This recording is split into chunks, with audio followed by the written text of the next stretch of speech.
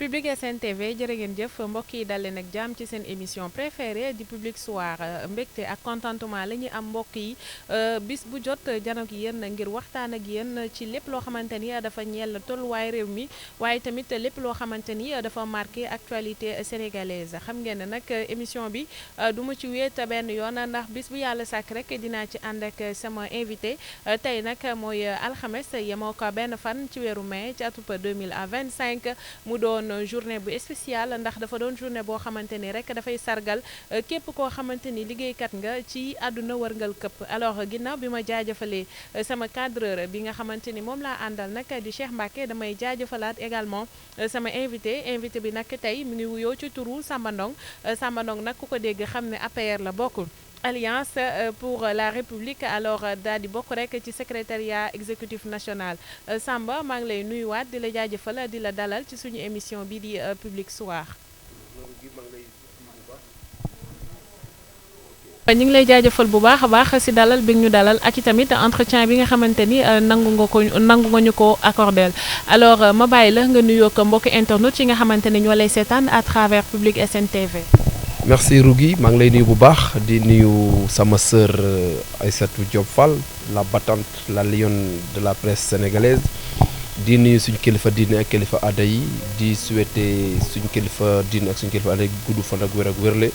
di ñaanal son excellence monsieur le président Macky Sall jàmm ak jàmmle di koy ñaanal ñëpp ñi nga xam ne ay Sénégal lañ épris de vertu di ñaanal aussi ñi nga xam ne caabi dafa nekk seen ginnaaw yal na leen yàlla génne ci tolof yooyu nekk ci hôpitaux yi aussi yal na leen yàlla wéral fëgg seen bopp yi ba ñu dellu seen njaboot di lay jaajëfal di jaajëfal aussi suñu cadreur bi.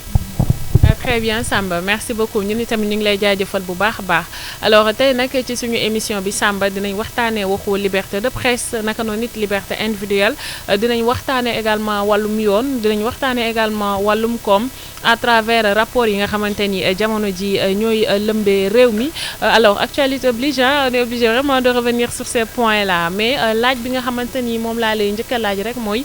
tey mooy bis bi nga xamante ni moom lañ jagleel képp kuy liggéeykat ci àdduna bi muy 1er mai alors ban sentiment nga am ci 1er mai bi nga xamante ni moom la ñuy amal ren ci contexte boo xamante ni licenciement yi daanaka suñ ko xayma toll na ci 30 000 personnes. Bon 1er mai avec beaucoup de désolation laa koy célébrer avec beaucoup de dégoût beaucoup de chagrin et beaucoup de désaventure parce que en réalité nit koo gis rek. comportement humain nga war a am nit koo gis da nga war a nekk un humaniste c'est-à-dire que essayer de ressentir l'autre essayer de comprendre l'autre essayer de comprendre les conditions de vie de l'autrui pour mën a comprendre exactement ni nga xam ne moom la àdduna di doxee parce qu'en réalité il ne faut jamais souhaiter le mal à autrui et il ne faut jamais accepter à ce que tu fasses à autrui ce que tu ne voudrais pas qu'on te fasse te loolu soo ko déggee mooy ne tey fu ñu toll nii ak le régime actuel nga xam ne ils ont vendu mont ici aux Sénégalais lu ñu leen doon gëmloo jeunesse bi ak lépp loo xamante ne moo ay promesse la yoon promesse mirobolante gars yi yaakaar ne amaan na suñu yéegee ce sera le paradis ou bien le demi-paradis ou bien ils seront dans des conditions optimales voire favorables mais malheureusement et malencontreusement ce qu'on a noté c'est-à-dire que nous avons un régime d'incapables en face un régime d'incompétents en face un régime qui n'a qu'un seul agenda mooy lan mooy dàq yoole xaste wax lu ñaaw wax ju tegginewul jël ay propos yu ñaaw teg ko ci ay doomi aadama mais pire que ça 1er mai nga waroon nekk loo xamante ne c'est une célébration travail waroon kontaan waroon sol waroon def ay marche waroon toog ma ni waxtaan jëf ay teg ay agenda yoo xamante ne pour amélioration conditions de vie mais actuellement on ne parle plus de l'amélioration des conditions de vie travailleurs actuellement on ne parle plus de l'augmentation de salaire on parle de licenciement tout azimut licenciement yoo xamante ne presque plus de 300 000 familles sont victimes parce que soo jëlee wax ne ay 30 000 selon les gens ñi ñu ngi wax 38 000 personnes ñi di wax 30 000 personnes ñi di wax leneen waaye quoi qu'il advienne daal licenciement benn nit sax mu nekk sénégalais dafa du yoon dafa du dëgg dafa du yoon waxatuma nag ay plus ñuy compter à des centaines à des milliers et à des dizaines ba di wax ay 30 000 loolu c'est inouï et loolu c'est inédit c'est n'est jamais vu kenn mosu ko gis ci histoire politique Sénégal yaakaar naa nag ñooñu c'est des Sénégalais bon teint ñun ñëpp a bokk Sénégal ñun ñëpp ñoo bokk suñu terroir am na loo xamante ne moo ñu war état nag mooy dafa war a protéger la fonction régalienne de l'état c'est de protéger son employé c'est de faire de tout pour que son peuple soit à l'abri du besoin c'est de faire de tout pour mettre son peuple de mettre son peuple dans des dispositions et dans un confort optimal loolu nag su mënu nekk da ngay li nga xam ne nit ki loolu nga ko fekk mu yor da nga ko war a bàyyee mu ciy daane dooleem mais pas ça defoo ko ngay ñëw di dàq di forcer ay dàq di def excès de pouvoir ci say agent di leen di dàq ñi nga leen di sommer pour que ñu ñëw signer ay contre ay démission loolu franchement parler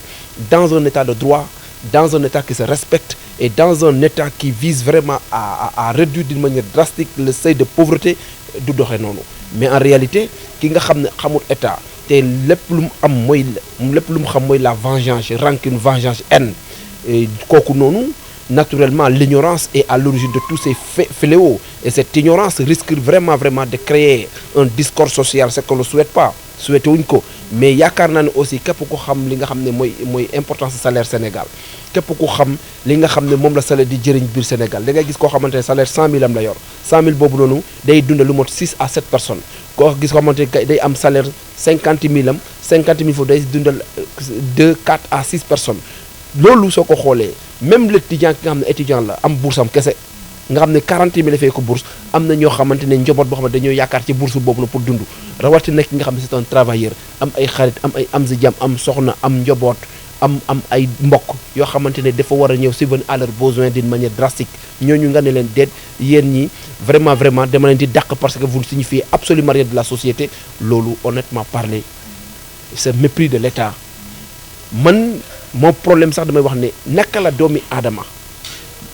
mën na defee mën na amee yenn comportement yenn attitudes yi vis-à-vis à son camarade sénégalais vis-à-vis à son frère sénégalais loolu man je ne comprends pas mais nag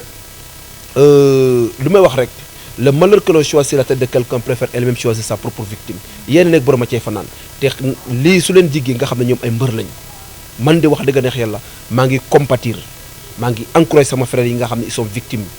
de ces licenciements abusifs di leen di wax ne nañ muñ yàlla jeexul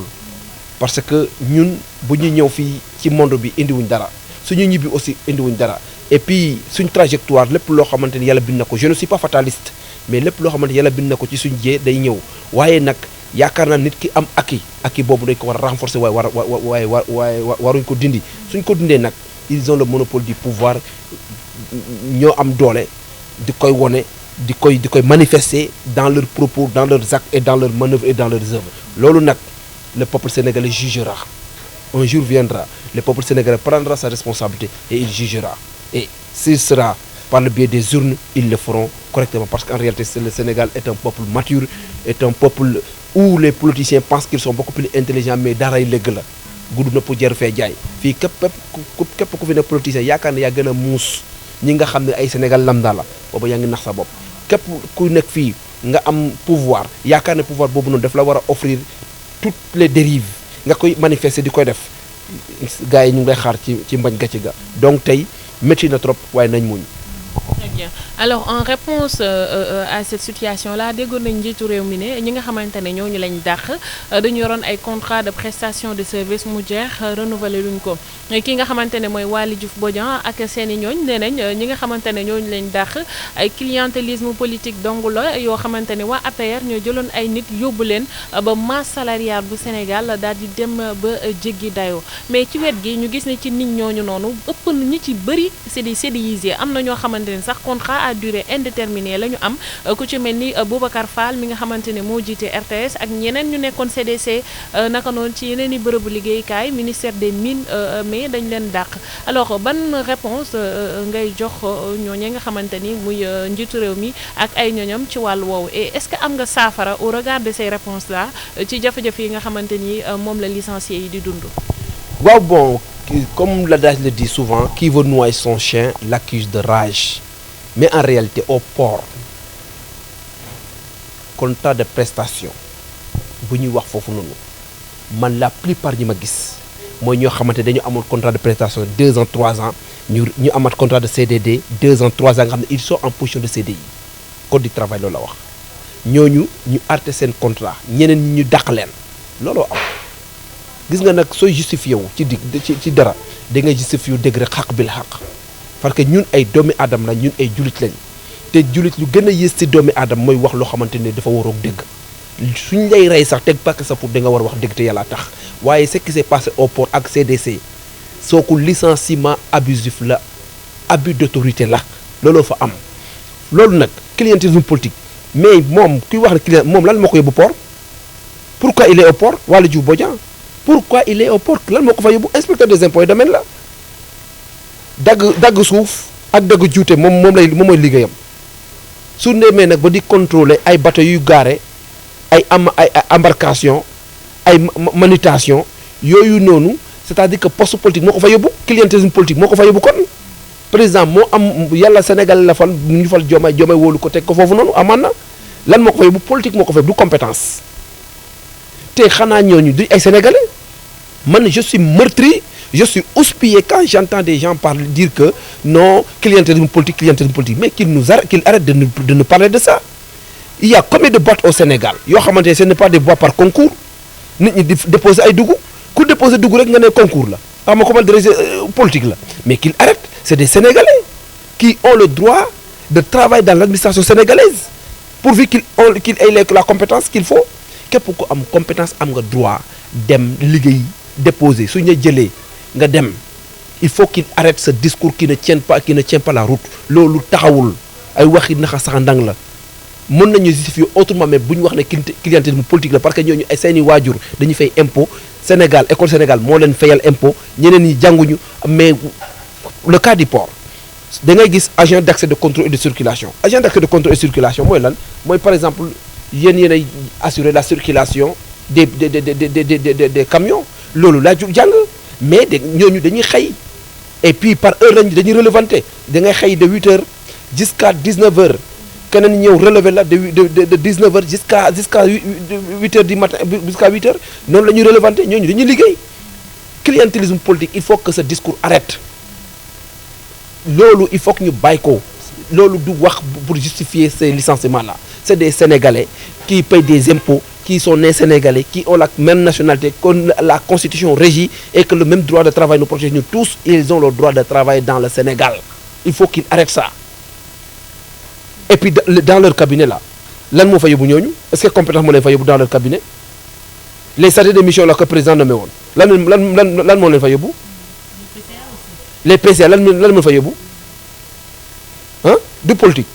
mais quand même il faut qu'il arrête képp ku yéeg ak say nit mais saa boo nit ku am CDI da nga ko war a bàyyi ci liggéeyam képp koo xam ne code du travail am na faveur ci yow ba am lu mu la jox dañ la war a bàyyi loolu contrat de CDD saa boo ko renouvelé deux fois la personne est en position de CDI looluy dëgg loolu la code du travail wax donc am na yoo xamante ne nag wax dëgg neex yàlla il faut que les gens arrêtent de nous tympaniser ou pour se justifier pour des choses qui ne tiennent pas la route pour se justifier des choses qui sont des incongruités qui sont vraiment en parfait déphasage avec la réalité donc licenciement il n'y a pas de justification ce n'est que de l'abus du pouvoir et la manifestation d'une haine congénitale loolu moo fi nekk loolu nag c'est désolant de le voir un frère un ami un camarade ou bien un Sénégalais bon teint même fekkee ne africain la woon sax di liggéey sax au Sénégal nekk un Burkinabé qui travaille au Sénégal wala un Malien qui travaille au Sénégal nous sommes des frères nous sommes des Africains nous avons la même culture la même typologie comportementale ba nga xam ne moom moo ñu régir ba tax na ñun je dépasse les frontières du Sénégal mais ñun Africains on devait avoir et nous devons vivre en convivialité en parfaite symbiose et que li nga yéene sa bopp nga yéene ko sa moromi africain li nga yéene sa bopp nga yéene ko sa moromi jullit sa moromi doomi aadama ba tax na am na yoo xamante humanisme boobu noonu dañu war a dundal mais pas di indi les germes de la haine et les germes de la haine c'est extrêmement dangereux pour un État loolu baaxul yàgg nañ di ko alerter il faut que les gens arrêtent ce discours haineux ce discours de revanchard comme quoi que clientélisme politique clientélisme politique, il faut qu'il arrête. Ça ne tient pas la route. C'est pas un justificatif et ça ne justifie pas ce qui se passe actuellement avec ces cas de licenciement. Ça ne le justifie pas. Lu leen neex rek la ñuy def. Très bien Samba alors sa gis-gis si promesse yi nga xamante ni njiitu réew mi ak ay ñoñom defoon nañ ko déggoon nga li ñu waxoon ci wàllum xëy mi dañ ne woon dañuy def appel à candidature dañ ne woon bu ñu jotee ci bopp réew mi chômage dina wàññeeku bu baax a baax mais dañu nemmeeku ne taux de chômage bi tey la gën a yokku ñu ne woon li nga xamante ni mooy caisse noire dañ koy supprimer tout simplement mais en lieu et place dañ ko rebaptiser tuddee ko fonds vert ak yeneen promesse yoo xamante ni réduction du coût de vie des Sénégalais mais gis nañ ne loolu yëpp foras daani xëddeen alors bonne appréciation nga am par rapport ak ces promesses là qu'ils ont tenues ci kanamu Sénégalais yi ba ñu porter leen à la tête de la magistrature. xam nga li may wax en politique il faut se méfier des populistes mais pire un populiste incapable gis nga je n'ai jamais cru au PASTEF. Et j'ai toujours dit mosuma gëm Pastef et ça m'a toujours damay wax ak sénégalais yi ne Pastef soo leen di topp mot à mot pied par pied da nga xam ne ñii ils ne sont pas crédibles te lépp lu ñu la wax jarut téye doom di koy door xaaral ba gis le contraire mais ana homosexualité d'abord ñëwuñ fii ne dañu tolloon homosexualité kan ma ko tolloo fi Sénégal suñ diine nanguwu ko. suñ coutume nangu ko suñ fondamental nangu ko suñ culture nanguwu ko dañ koy combattre ñu neen ñoom dañ koy tolérer lu ñu fi waxoon ci franc CFA ba tey loo ci gis ban projet nga ci gis pour franc CFA ñu ne dañuy créer franc CFA monnaie unique soo ci jógee li nga xam ne dañuy waxoon dañuy gëri ci au conseil de la magistrature mais ana fu mu ko toll est-ce que am na dara amu ci fii nañ toog wax ne gis nañ fi compte bu am 1000 milliards nit am ko sénégalais ana commission rogatoire pour jëli milliards yoonu dara amu ci donc tey promettre jeunes yi ne bu leen dem fenn toog leen suñ ñëwee 2 mois rek lañ leen may ñu doxal ne nit soo ko mayee soo ko falee amu temps nga koy may pour répit dañ koy def tànk ak tànk nga mbag di ko tàkkale ñoom ku leen tàkkale tey ñu jëm la effacer ku leen wax dëgg ñu mere la di lay tàmm ay division de force nouvelle ay je ne sais pas quoi ay diffamation am na yoo xamante ne nag mënu dox nit ki soo tëlee soo lajee da nga xam ne da nga tële da nga laj mënu xamoo nga woote secours gars yi jàppale la waaye lu gën a bon ci àdduna mooy un incapable qui refuse son incapacité ñoom seen horizon 2050 sax dañ ko maîtriser wuñ ko maîtriser wuñ PSE maîtriser wuñ horizon 2000 parce que horizon 2050 soo ko xoolee c'est le prototype c'est le prototype du référentiel du PSE et là vraiment je suis très meurtri quand j'entends ces promesses autant qui aujourd'hui c'est un reniement total et yaakaar naa ne nag as gor ca wax ja lépp loo promettre nit ki saay bu desu dara ndax la mise en œuvre da nga ko war a def mais emploi ñëpp xam nañ ne dara amu fi licenciement lañ fi gis waxoon nañ dinañ wàññi agence maa ngi keroog bu ma gisee benn communiqué ñuy wax ne le 3FPT s'érigera pour la logique de l'agenda 2050 mais je me suis dit que ñii ils se moquent de qui le 3FPT a été créé dans la logique du PSE comme DER ñu ko créé avec logique PSE comme FONGIP ñu ko créé ak logique PSE ñoom dañuy wax dañu wàññi administration yi direction yi pourquoi wàññiwuñ ko caisse noire yi nga xam ne dañoo xaraam xoolal muus bu mu demee aji Makka ba mu ñëw woo ñëpp ñu woo ji ndax ne kaay dem wuyu ji ñu jàlle ñu xoolee muus magal ko mu ne gi nax ne du ma dem ñu ne lax tu tax doo dem mu ne ko du ma dem damaa xam sama bopp xam muus gars yi négocier ba mu yàgg jinax dem jinax bu muy sukk ne dafay jëbalu pour ñaan muus bu ko jàpp bu ko lekk ñu ne ko jinax loo ci li lan la mu ne ko Makka changé wu xol changé wu xel changé wu jikko tout rek lay changé c'est-à-dire que fond vert ak caisse noire ak yëpp ci bokk yem caisse noire te ñoom ñu waxoon dafa xaraam comme dafa xaraam nag te lu xaraam képp ko ñeek lekk soo dee safara nga jëm waroo ko lekk jurit waroo ko utiliser donc tey caisse noire boobu noonu dañ ko jël dugal ko ci trésor public créer ci ay emploi ndàmpaay ñi nga xam ne dañoo am problème ak seen famille ñi nga xam ne dañu am ay maladies chroniques yoo xamante ne mënu lañu faj mun ñu yóbbu def ay fonds yoo xam ne dañ koy def ci hôpitaux yi logé ko ci hôpitaux yoo xam ne képp ko amal dem problème te amoo yenn benn prise en charge yi ñu état moo la jël prise en charge yaakaar naa ne looloo gën na parce que y a beaucoup de gens yoo xamante ne ils souffrent de beaucoup de maladies ñii cancer ñii diabète ñii hypertension rénovasculaire ñii muscoviscidose ñii sarcoïdose ñii ay maladies chroniques yoo xamante ne fii Sénégal c'est des dépenses à des centaines de millions ñii ay problèmes rein donc le fait que mu ay radiothérapie di manqué wala ay chimiothérapie di am ay problème wala yeneen feebar yi gars yi di am ay problème pour diagnostic wala pour mën a def analyse yu normale mais pourquoi pas caisse noire yooyu ak fonds commun yooyu fond xam nga fond vert ak fond noir ak fond jaune ak fond bleu yëpp bépp ci bokk yam tur bi daal ça n'a pas de sens c'est de l'argent qui est logé quelque part loolu dañ ko jël injecté ko ci dans le domaine médical et dans le domaine de l'éducation pour que yenn problème yi changé ñoo ko waxoon de góor gu ca wax ja non amnistie bi moom c'est une farce venant de la part de Pastef li ci Aïssata Tall Sall waxoon dafa leeroon mais man ce qui me choque dans tout ça mooy ordonnance de non-lieu bi nga xam ne leader yi Pastef bi dem na ba lijjanti ko ci suuf. ah loolu c'est avéré donc. bon c'est avéré c'est pas avéré man ci texte am ci page Facebook am lañ gis ne am na communiqué am na publication ndax moom la ndax du moom waaye gis naa loolu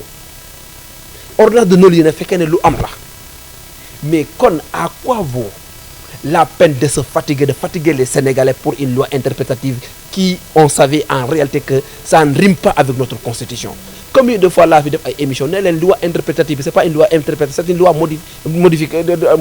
c'est une loi qui est venue pour modifier l'amnistie. Et cette loi-là, ce qu'il parle, ce qu'il défend, c'est anticonstitutionnel. Ñom nak conseil bu mu doré néna ñom ñu am ndam. Mais je me suis dit que ku am ndam doo lijjanti ordonnance de non-lieu fekkee ne am na véritablement ordonnance de non-lieu boobu noonu c'est une vérité ku am dëgg ku soxla amnistie doo uti ordonnance de non-lieu parce que ordonnance de non-lieu boobu noonu amnistie dès que su amee rek képp koo xamante ni fait yooyu dañ la incriminé noonu yow am nga ordonnance de non-lieu amnistie bi effacé na les faits mais lu gën a cocasse dans tout ça amnistie mosul dans le champ d'application Aïssata Tall Sall nee na leen ñun dañu am code pénal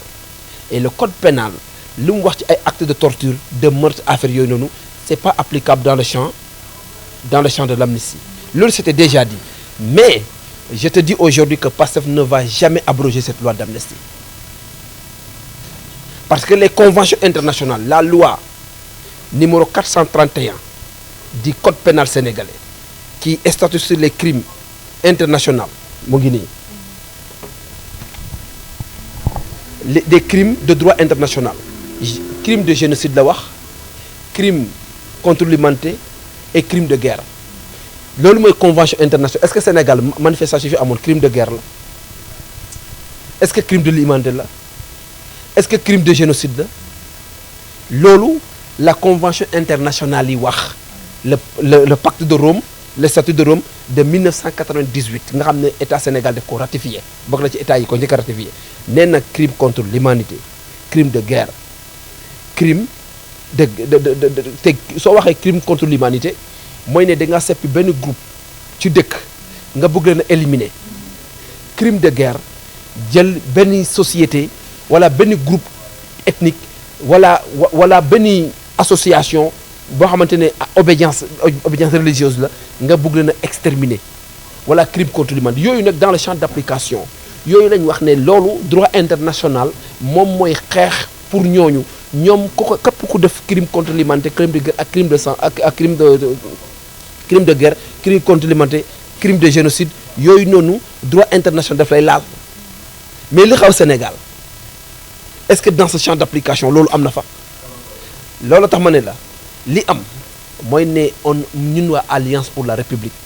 xam nga ñoom dañ doon wax ne ñun affaire bi ñun lay protéger dañ ko woote pour protéger ñun soxlawuñu ñun waa APR soxlawuñu kenn ku ñuy protéger comme Sonko nu mu ko waxee woon rek ci Assemblée nationale ne yéen ne woon na ngeen ñun ngeen di defaral ñun buggatuñu nañ ko di ñëpp bokk ci yem ñun itam lu ñuy wax même chose propos sur propos yéen waa PASTEF nee ngeen waa APR dañoo voté loi amnistie pour protéger wu ñun bëgguñ ku ñu protéger dindi leen ko mu dindi leen ko Sénégalais yëpp xam exactement fu dëgg féete te su boobaa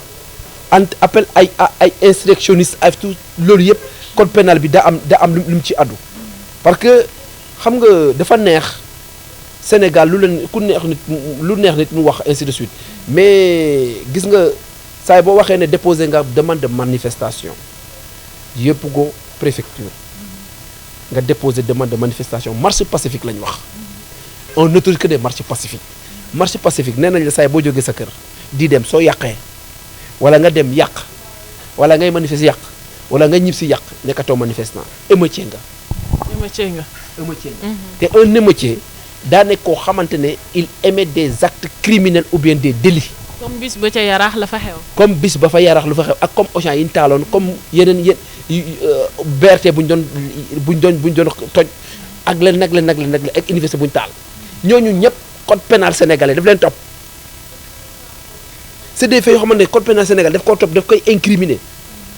ak maintenant kan moo nekk à l'origine de tout ça lan moo ko provoqué yooyu nag suñ xamee ne champ d'application boobu suñ moytuwul dina indi benn détresse à l'intérieur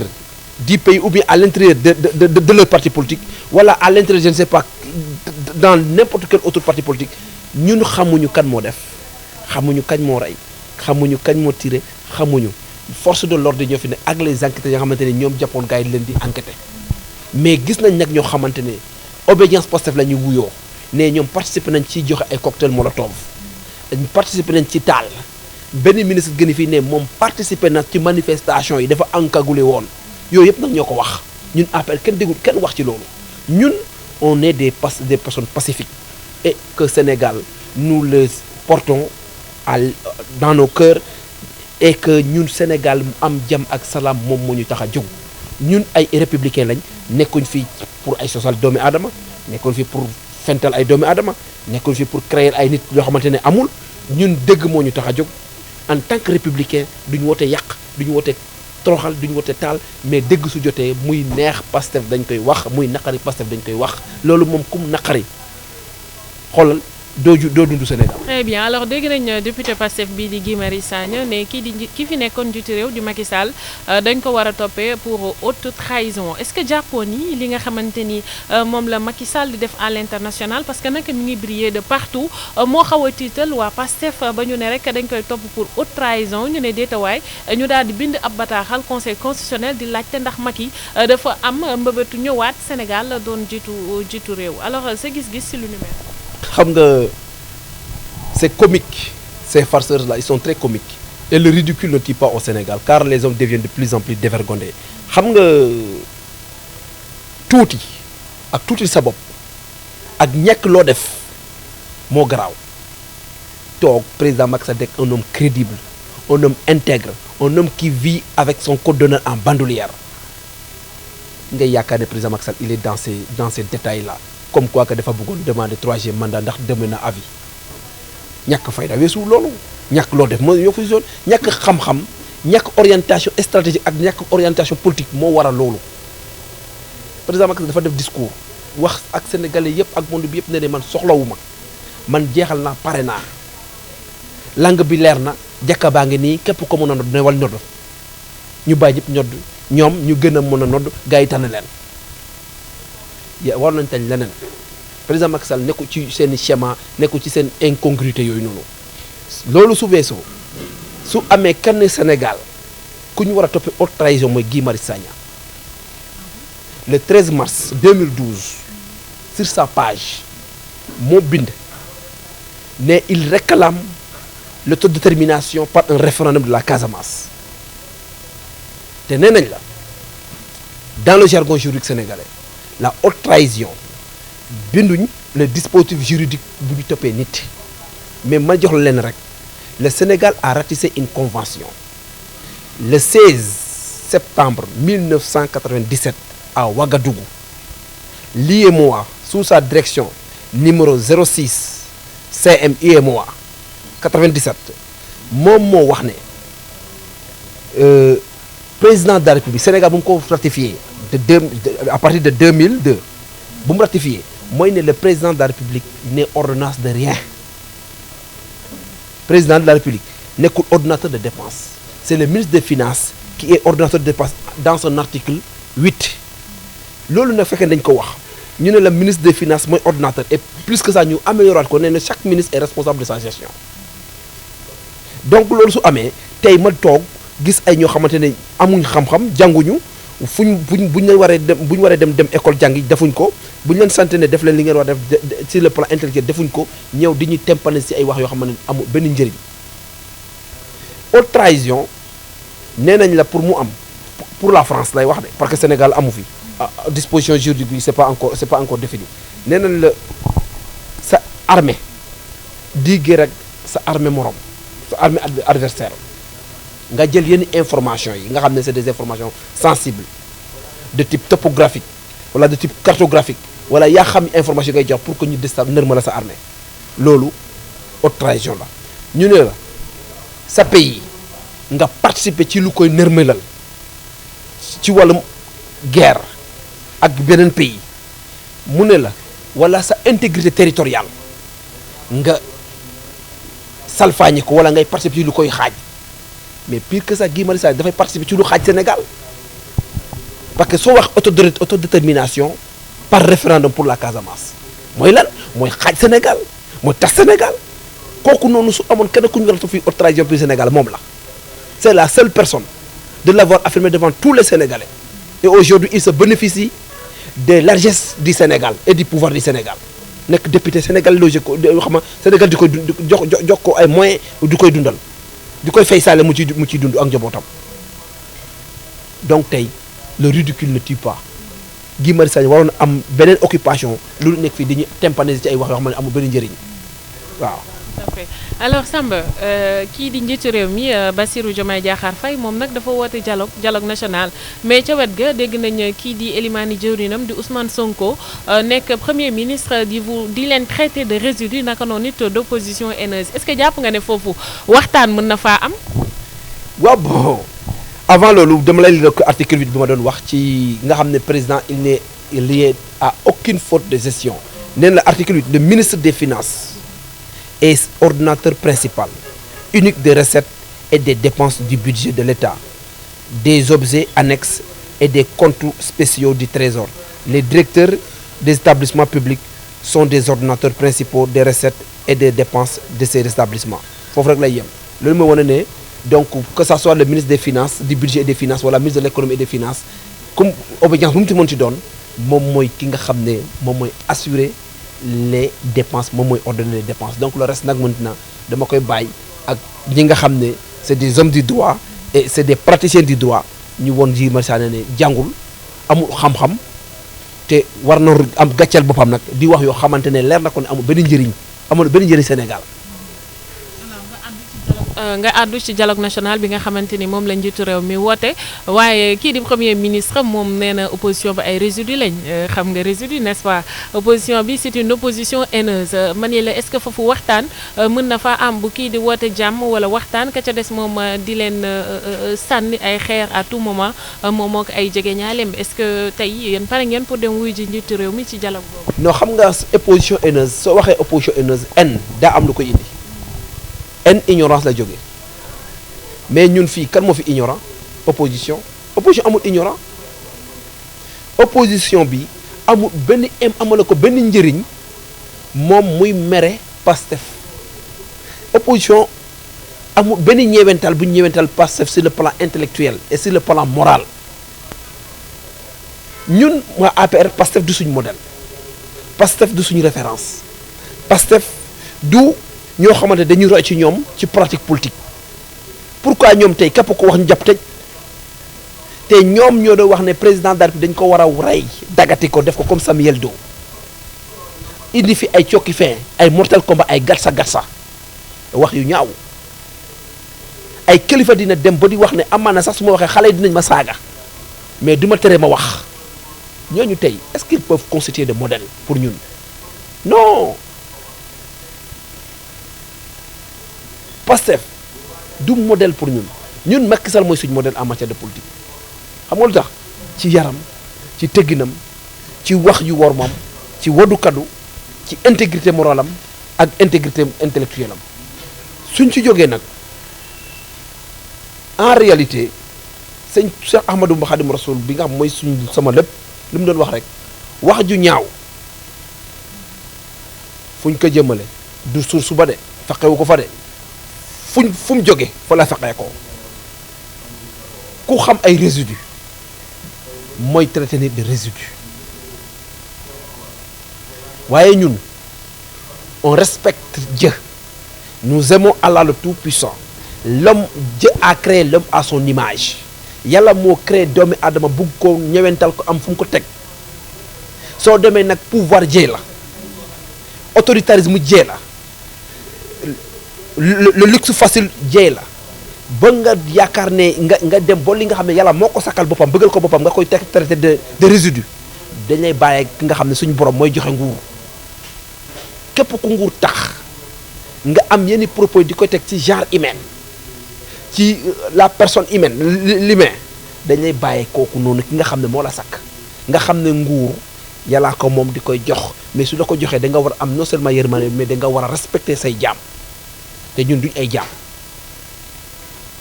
On est un pays souverain où chaque personne a le droit de dénoncer, de dire ce qu'il pense, pourvu qu'il respecte et qu'il reste dans le champ juridique. Donc, tey su amee ku traité opposition de résidu en réalité moom mooy résidu et man li ma ci gën a métti du résidu bi de indigent parce que man du ma résidu mais toog kilifa ngay war a nekk un modèle di traiter say morom d'indigent de résidu de je ne sais pas quoi yooyu wax dëgg neex yàlla su nekkoon man maa nekkoon à sa position gàcceel naa sama bopp di wax sëñ Mountakha di may dégg gàcceel naa di wax sëñ May na di may dégg gàcceel naa di wax waa église bi di may dégg wala waa jàkka ja di may dégg gàcceel naa ko wax samay joboot samay doom samay soxna samay am si jam di koy dégg waaye nag koo gis dañ koy bàyyi ak comportement ak nu mu mel moom capable na traiter du résidu politique ñun capable nañ ko wax ne nit nga on te respecte on va pas t'insulter duñ la wax ju ñaaw waaye nag dégg fu mu nekk dañ koy wax lu ci am solo nag mooy ne dialogue je te le dis aujourd'hui d'une manière formelle APR demul dialogue APR ne part pas au dialogue soxlawu dialogue ak Pastef yitewuñu dialogue ak Pastef uutuñu dialogue ak Pastef uutuñu lenn lu ñuy négocier ak waa Pastef on n'a pas besoin du Pastef le Pastef n'a pas besoin de nous qu'ils aillent là où ils veulent partir et que nous ayons là où nous voulons partir mu jeex soxlawuñu dialogue ak Pastef soxlawuñu gisante ak Pastef yitewuñu dara Pastef amul lan loo xamante ne am na ci once de confiance boo xamante am nañu ko ci Pastef donc ñun on ne dialogue pas avec des personnes qui t'insultent qui te méconnaissent qui essaient de te maltraiter qui essaient de te piétiner on n'a que notre intégrité et notre code d'honneur nee na doomi aadama sa code d'honneur sa honneur kese nga am ku la nar a xañ sa honneur jaay ko sa bakkan ñun nag duñ jaayante bakkan. mais am na ñuy wax naan Diomaye dafa war a consulter l'ancien chef d'État Macky Sall yaa ngi koy dégg am na ci ñuy wax naan sax dem bay wax naan Macky Sall il n'est pas contre cette idée de dialoguer bu fekkee rek ni Diomaye sollicité na ko. non président Macky Sall mënu contre idée dialogue parce que dialogue moo ko initié 28 mai Macky Sall moo ko bind xaatim def ko ci agenda Sénégal mu nekk loo xamante ne normalement dans les dispositions légales juridico-légales mais dialogue boo gis dafa am ay préalables. xam nga pour dialoguer il y a des préalables mooy xam lan ngeen toog ngeen waxtaan bu xool ci sujet yi ngeen di dialoguer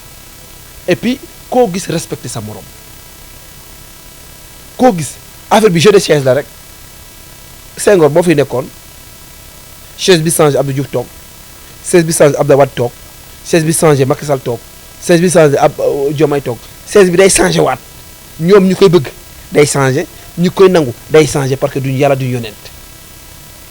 te nguur yàlla rek moo du jeex loolu tax nguur soo ci nekkee lépp looy def defal ndànk lépp looy wax waxal ndànk lépp looy soxoral ndànk parce que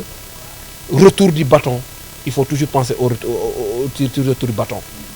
te retour saa yi boo déggee nag nit di wax suñ ko rappelé ay waxam wala ay jëfam muy mer booba li nga jëfoon wala li nga waxoon baaxul loolu tax man sama xol day sedd parfois su may lire vaar yi su may gis par exemple tey moo grand Boubacar Camara bu muy wax. oui nomination bi nga xamante ni def nañ ko ci conseil des ministres. bu muy wax ne Pastef ay inculté lañ ay immature lañ ay apprenti lañ mënuñu xamuñu wax saaga lañ xam jox leen réew ay aventurier jox leen réew erreur la mais bu ma gisee gars yi bombardé ko nomination mais je me suis dit que où va le Sénégal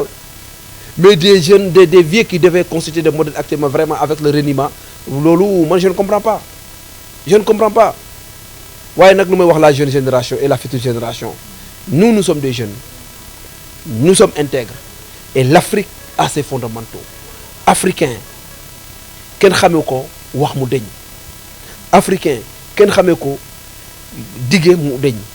africain képp ko xam respect à la parole, respect à la hiérarchie, respect au tissu social, respect aux fondamentaux et respect à la loi. Africain loolu lañ ko xamee yaakaar naa nag képp kuy def reniement nag dañ koy bàyyi ak comportement seuls les oiseaux de même plume peuvent voler ensemble.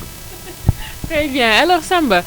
du ñu yëkkati jotaay bi nag te du ñu wax ci jafe-jafe yi nga xamante ne que taskatu xibaar yi ñu ngi koy dund depuis l'avènement du régime de Pastef sa gis-gis ci sélection bi nga xamante ni ministère bi yor wàllum communication def na ko ba daal di rek nësaxal kër taskatu xibaar yu bari jamono ji. waaw taskatu xibaar yi dinaa leen attaqué tuuti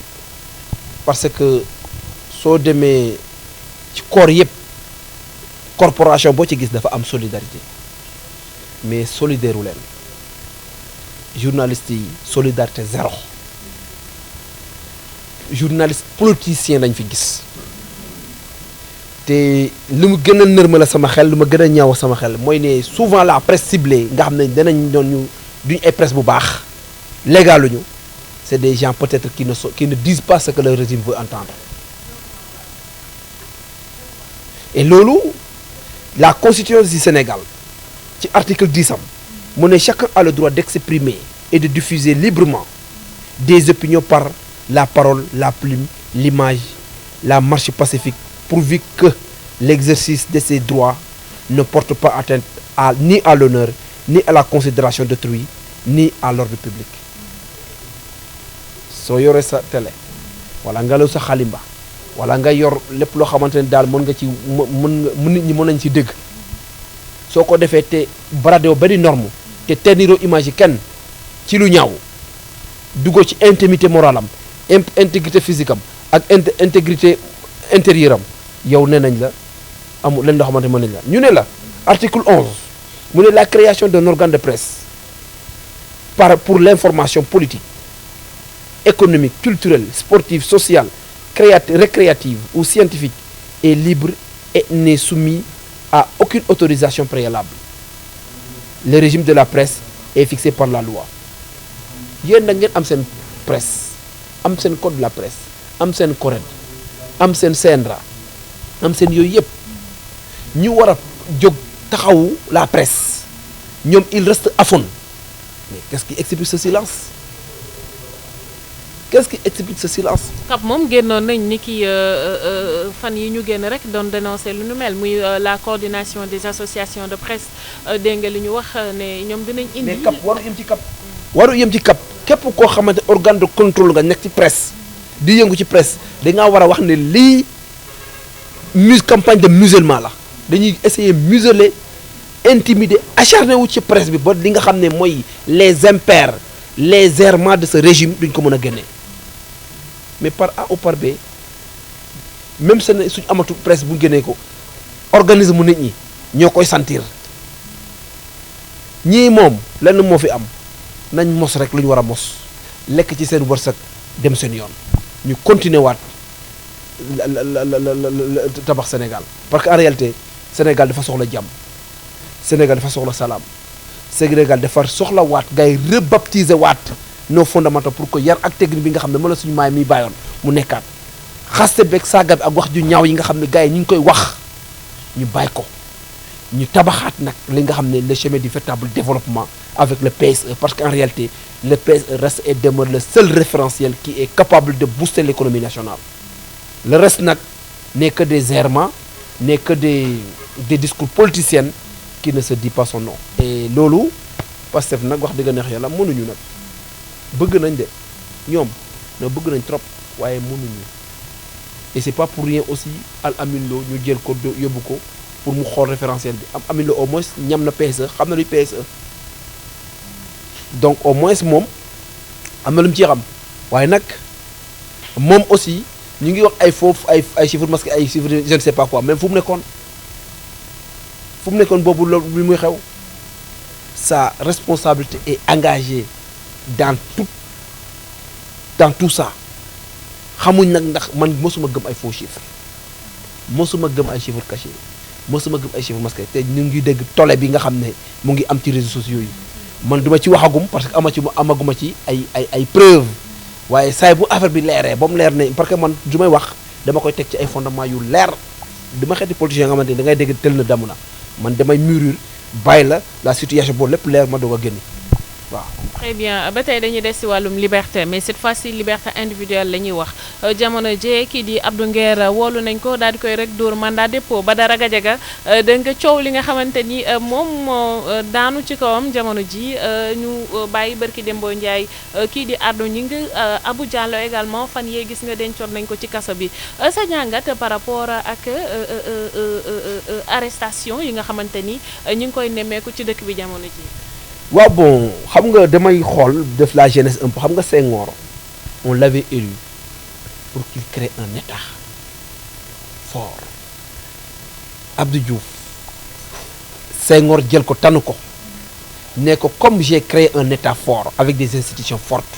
il faut que tu renforces ces institutions pour qu'ils soient debout mettre les fondements d'un véritable état juste qui agit avec justesse, avec honneur. Abdoulaye Wade ñëw mais comme on a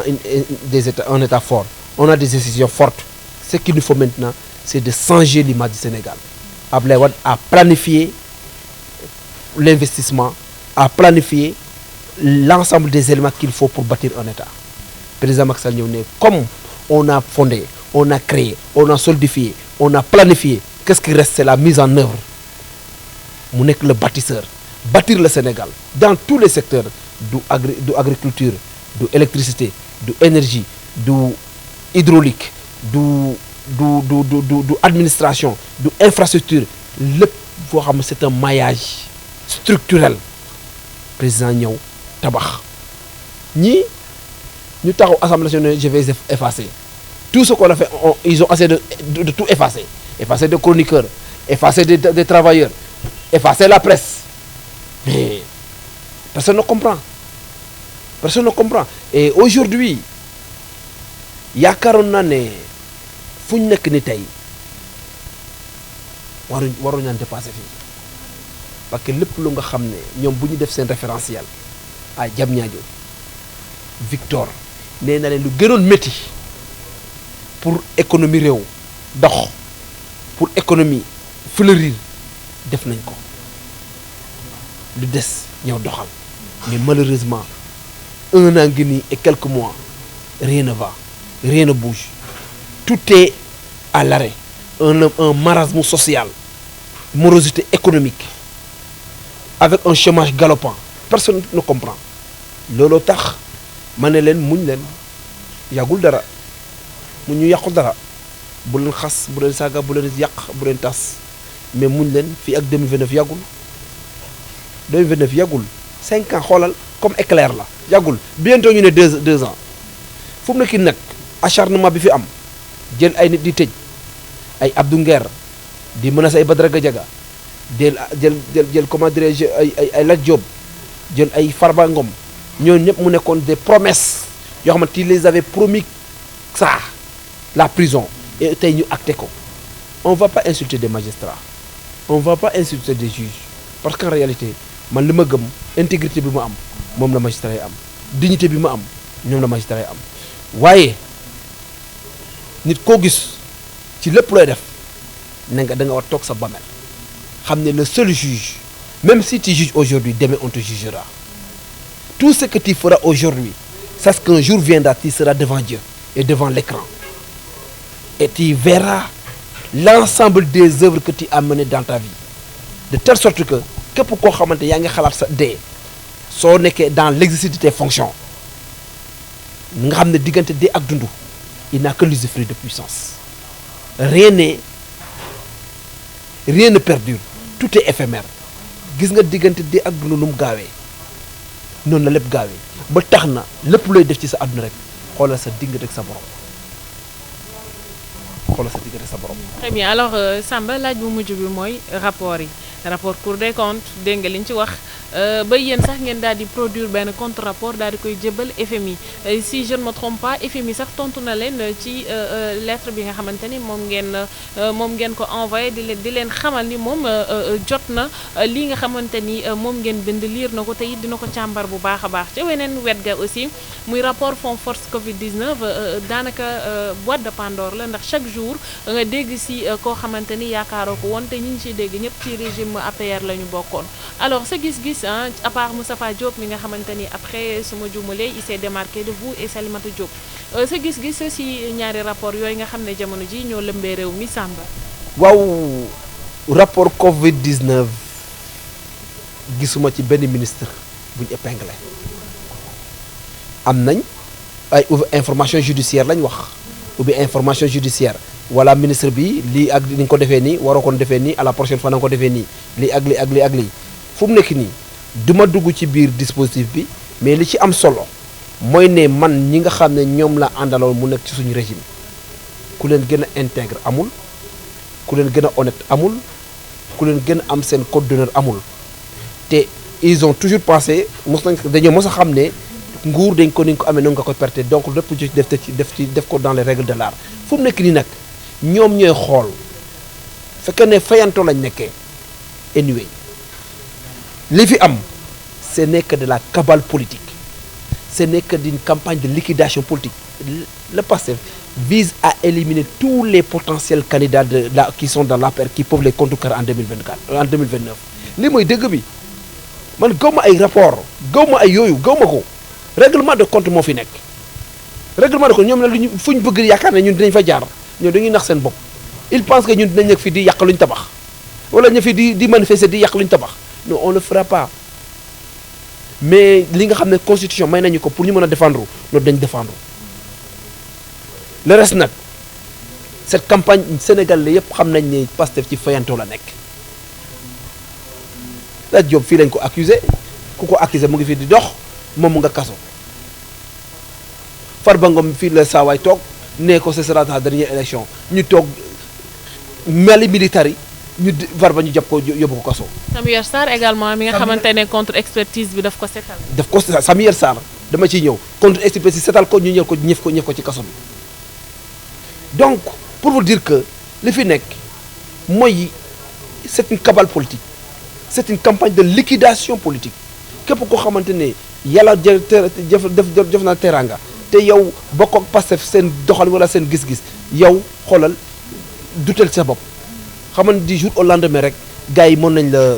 nañ la créer le dossier tëj la ci lu yomb. Abdou Nguer qu'est-ce qui justifie l'arrestation d'Abdou Nguer compte TikTok bi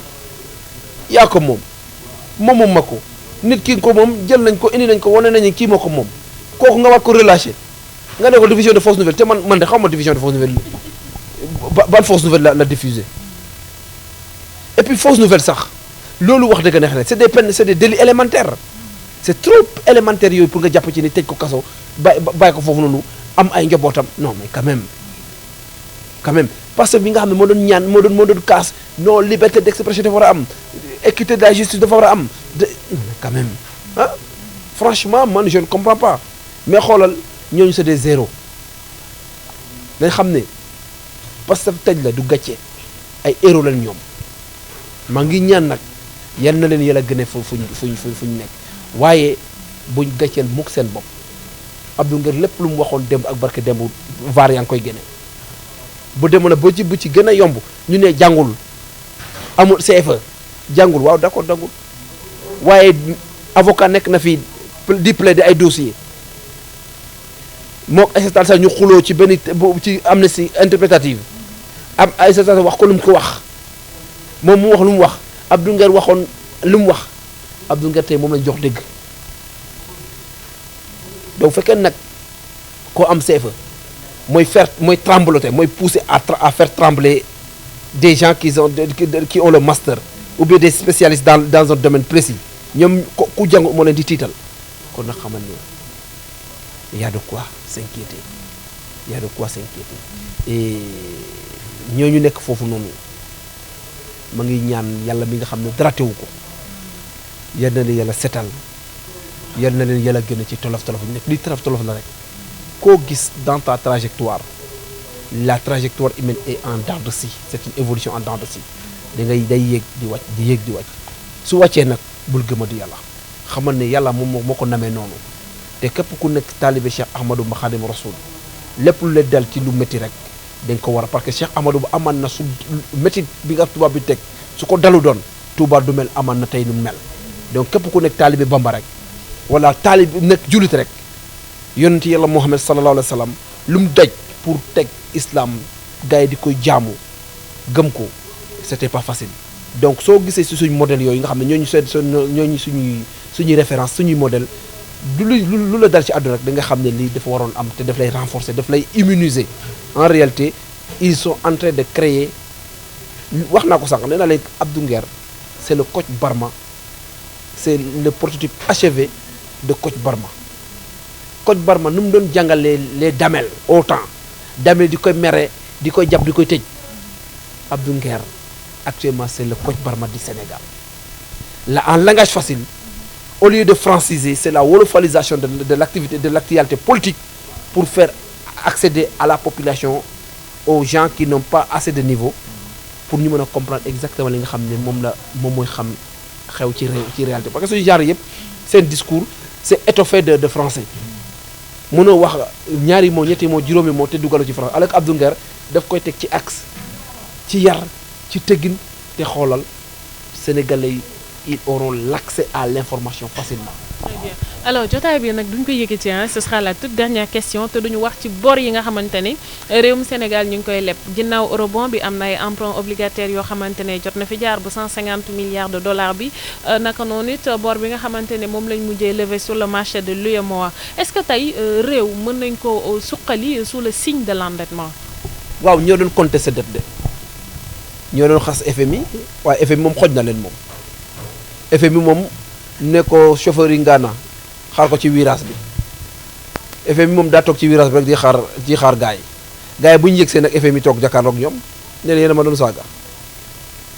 mu ngi xamal ne xale rek mu nekk ci devant ses parents di lay saaga rek di lay xas rek xoolal ngeen dem ci àll bi nga gis ko soo ko xojee su ñibbee dina xam ne caaxaan baaxul de FMI ñoom ñu wax ne FMI baaxul lu ñu koy doyee eurobond baaxul lu ñu koy doyee Boubacar Camara mii moo doon wax ne eurobond moo gën a yées ci xeetu dette xanaa moom su yéegee ak ñoom dina lay conseiller ne bàyyi leen ay eurobond xanaa te ñun ñaata note dañ fi def ay notes yu bon jëmale ko Sénégal donc tey franchement am na loo xamante ne man je ne comprends pas waaye nag ñun on avait fait des dettes pour construire et ñoom luñ leb depuis bu ñu yégee ba léegi gisagu ba benn affaire buñ posé ne dañu liggéey man loolu ma jaaxal xaalis fu mu dugg ak xaalis pétrole bi loolu nag ma nga ne koy laaj ñoom waa gouvernement jubal jubanti bi ñu wootee nañu leeral la xaalis bi fu mu dugg Tafsir Coye nee na ñoom def lépp nañ fi plus de 4000 milliards mais milliards yi fu mu dugg on est des Sénégalais suñu impôt la ñuy fay ñu ñëw suñu alal la nañu leeral xaalis fu mu dugg ñun ba soxla nañu xam fu mu dugg dañu ko leeralal ak pétrole bi aussi parce que ñun sans pétrole ñun on a construit le Sénégal en 12 ans lañu fi construire benn état da ko fi def donc tey voilà Sénégal yëpp a ngi dund bu métti bi dund bu tar bi te nañ xaalam ñu mu gën a tar parce que gars yi mënuñu te lu gën a garaaw nag FMI saa yi bu mu téyee boppam dina gën a garaaw FMI saa yi bu mu téyee boppam dina garaaw de loolu tax il faut que ñoom suñ demee nag FMI dañuy wax la dette est soutenable su ñëwee Sénégal dañuy wax ne la dette est cachée man nag ñaari discours yooyu bokkul man loolu la jaaxal loolu ma jaaxal lu tax soo demee ci ki nga xam ne moom nga soo demee ci coro sa coro wala sa ki nga xam ne dañ koy labat pour mu nekk sa soxna ngay wax ci moom lu baax te saa boo demee sa kër nga koy xas est-ce que kooku su yàggee da nga ko takk doo ko takk double langage baaxul nit da nga am benn langage man bu ma gisee keroog Abdourahmane Sarr bind ne la dette est soutenable mais ma ne ma non grand mais grand yaa ngi juum de yéen ngeen au Sénégal c'est caché ba nga ne soutenable ce qui est caché peut être soutenu. 7 milliards de dollars yoo xam ne dañ ko caché alors Samba je te remercie vraiment waxtu bi nga xamante ni moom la ñu cërale woon jeex na gis nga on a même pas envie voilà de terminer l'émission mais lu neex du doy comme on dit dina am yeneen entretien yoo xamante ni dinañ ko seex alors dama lay bàyyi nga tàggatoo ko mbokki internautes yi nga xamante ni encore une fois de plus ñoo ñuy suivre à travers notre chaîne Public SN TV. waaw bon di lay remercier soxna Rougui di lay remercier bu baax di masawu les licenciés et toute leur famille amis camarades di masawu sénégalais yépp ci licenciement yi nga xam ne ils sont victimes de ces licenciements et de ce manque d'emploi et de cette morosité économique di masawu aussi famille yi nga xam ne sont victimes de ce régime ñu emprisonné seeni parents seeni waajur seen xaalis seen am si jàmm seen camarade di wax sénégalais ne muñ leen lu métti yàggul lii passe-temps la rek lii nii repos congé la woon rek pour ñun nañ bàyyi fallait que ñu bàyyi leen sénégalais découvrir véritablement ñii ñan nañ parce que ñi suñ jël doon réew day garaaw dañ doon toog ne Sénégal raté na développement am raté na nanga mais yàlla du nit yàlla jox na ñoom mënuñu te demut nañ mënuñu donc di ñaanal ñëpp jàmm ak salaam di koy ñaanal Sénégal yëpp voilà di lay ñaanal yow on une fois de plus di ñaanal presse bi nañ xeex qu'il reste debout et qu'il assume qu'il n'accepte pas la génuflexion loolu rek laa leen di mën a wax merci. internautes yi ñu doon seetaan à travers Public SN TV ñu ngi leen di jaajëfal bu baax a baax ci teewlu bi nga xamante ni moom ngeen ñu doon teewlu ñu leen di fàttali rek ni tey ci suñu émission ñu ngi doon dalal Samba Ndong nag moom membre la ci parti bi di APR di Alliance pour la République bokk également ci secrétariat exécutif national alors may jaajëfal également sama cadreur bi nga xamante ni moom laa àndaloon tey ci sama entretien bi di Cheikh Mbacke di leen jox dig daje suba ak jàmm incha allah ci seen beneen numéro bu Public Soir ñu yendoog jàmm